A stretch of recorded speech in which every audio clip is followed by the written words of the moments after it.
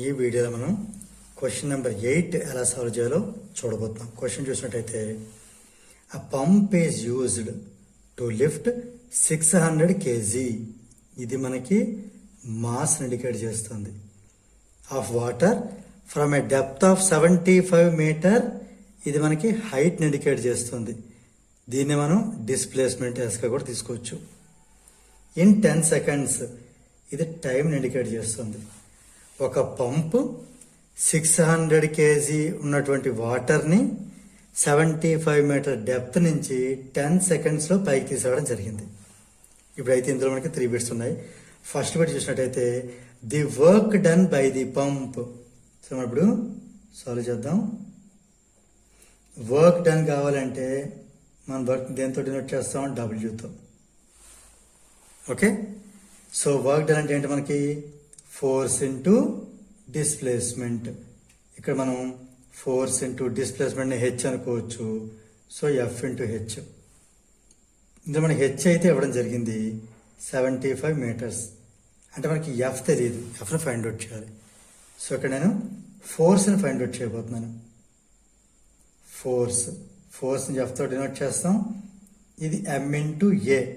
ఈ సిచ్యువేషన్లో ఎం into G, ఎందుకంటే ఇది హైట్. డెప్త్ అంటే నథింగ్ బట్ మన కింద నుంచి చూస్తే హైట్ కింద లెక్క. సో ఇలాంటి సిచ్యువేషన్ మనం ఎం ఇంటూ ఏ బదులు ఎం ఇంటూ జీ తీసుకోవాలి. అంటే acceleration due to gravity consider చేయాలి. ఇక్కడ ఎం అంటే మన క్వశ్చన్లో ఇవ్వడం జరిగింది 600 kg. జీ అంటే క్వశ్చన్ ఎండింగ్లో 10 meter/s² ఇవ్వడం జరిగింది. ఈ రెండు మల్టిప్లై చేస్తే 600 into 10 6000 kg meter/s² ని న్యూటన్ అని రాయొచ్చు. సో మనకి ఎఫ్ వస్తే ఇక్కడ సబ్స్టిట్యూట్ చేస్తే వర్క్ అయితే వచ్చేస్తుంది కదా. Now first bit work W is equal to F into S. F అంటే 6000 న్యూటన్ ఇంటూ ఎస్ అంటే 75 మీటర్ లేదా హెచ్. మల్టిప్లై ఎంత వచ్చి మనకి ఇక్కడ 6 5 30, ఇంకా 3 ఉంది, 42 అంటే 45, 450 మళ్ళీ 000 1 2 3 న్యూటన్ మీటర్ మనం జౌల్ అని అనుకోవచ్చు. సో మన స్టాండర్డ్ ఫామ్ రాయాలంటే ఒక నెంబర్ తర్వాత పాయింట్ రావాలి.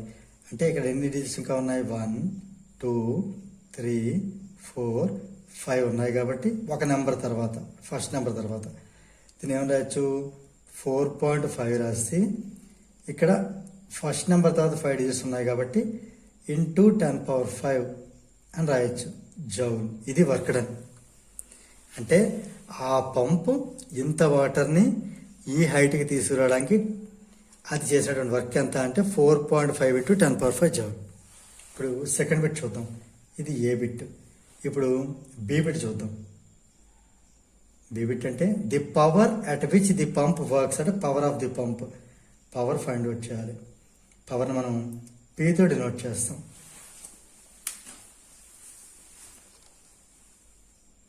ఓకే, సో మనకి work done by time taken. Work done అంటే ఎంత? మనకి 4,50,000 జూల్స్. ఇంత వర్క్ని జస్ట్ 10 secondsలో చేయడం జరిగింది. 0 క్యాన్సిల్ అంటే ఎంత వచ్చింది మనకి? 45,000 జౌల్ పర్ సెకండ్ని వాట్ అనొచ్చు. ఇక్కడ ఈ 3,000 కింద తీసుకుంటే 1000 వాట్ ఈజ్ 1 kilowatt. అంటే ఇది 45 kilowatt. ఇది పవర్ ఆఫ్ ది పంప్. ఇప్పుడు సి బిట్ ఏంటో చూద్దాం. The power rating of the pump if it's efficiency is 40%. అది మరి పవర్ రేటింగ్ ఎలా ఫైండ్ అవుట్ చేస్తాం? పవర్ రేటింగ్ అంటే పవర్ రేటింగ్ ఏమనొచ్చు అంటే ఇన్పుట్ పవర్. మనం ఇనీషియల్గా ఎంత పవర్ ఇవ్వాలి దానికి అని కూడా మనం తీసుకోవచ్చు.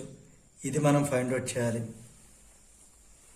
ఎఫిషియన్సీ పర్సెంట్ ఎంత వచ్చింది? 40%. సో ఎఫిషియన్సీ ఫార్ములా ఏంటి? ఎఫిషియన్సీ ఫార్ములా యూస్ఫుల్ పవర్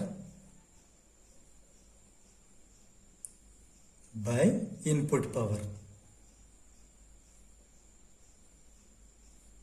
దీన్ని బట్టి చూసుకుంటే ఎఫిషియన్సీ ఎంత వచ్చింది 40%. 40% అంటే ఫర్ 100. సో 40/100. యూస్ఫుల్ పవర్ ఎంత అంటే మనకి ఇందాక వచ్చింది 45 కిలోవాట్. 45 కిలోవాట్ బై మనం ఫైండ్ అవుట్ చేయాలి ఇన్పుట్ పవర్. ఇక్కడ నేను ఇన్పుట్ పవర్ అని రాస్తాను. ఇదే నథింగ్ బట్ పవర్ రేటింగ్ అంటే. ఇప్పుడు మనం ఏం చేద్దాం, క్రాస్ మల్టిప్లికేషన్ చేద్దాం. చేస్తే ఏమవుతుంది, ఇక్కడ మనకి ఇన్పుట్ పవర్ కావాలంటే ఇన్పుట్ పవర్ అనేది ఇటు వెళ్తుంది. సో అంటే ఈ ఫ్రాక్షన్ మొత్తం అటు వెళ్తుంది. 45 కిలోవాట్ని ఈ ఫ్రాక్షన్ ఎప్పుడైతే అటు వెళ్ళిందో రెసిప్రోకల్ అవుతుంది. 100/40తో మల్టిప్లై చేయాలి. ఈ 0 క్యాన్సిల్ అవుతుంది. ఇప్పుడు ఎంత మనకి, ఇది 2 5 జర్ 2 2 జర్, ఇది 2తో 2 22 జర్ 44.5, 5 5 జర్ 25, ఇంకా 2 ఉంది. 5 20 జర్ 110 ప్లస్ 2 112. యూనిట్స్ వచ్చి కిలోవాట్. ఇంకా యాస్టిస్ కిలోవాట్ యాస్టిస్ రాస్తాను.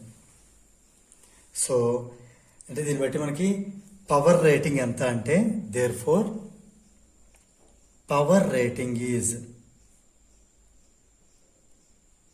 Of the pump is 112.5 kilowatt. So ఒకసారి మనం 3 బిట్స్ ఒకసారి చూసుకున్నట్టయితే, ఫస్ట్ వర్క్ డన్ ఎంత అంటే 4.5 × 10⁵ జౌల్. పవర్ ఎంత అంటే 45 కిలోవాట్. సో పవర్ రేటింగ్ ఎంత అంటే, ఇన్పుట్ పవర్ మనం ఇవ్వాల్సిన పవర్ ఎంత అంటే 112.5 కిలోవాట్. ఎందుకు అంటే ఇంత పవర్ తీసుకుని అది కేవలం ఈ పవర్ని మాత్రమే యూస్ఫుల్గా ఉపయోగిస్తుంది, మిగిలినంతా వేస్ట్ అవుతుంది. ఎందుకంటే ఈ పంప్ యొక్క ఎఫిషియన్సీ జస్ట్ 40% కాబట్టి. సో దీంతో మనకి ఈ ప్రాబ్లం 8 అనేది కంప్లీట్ అయింది.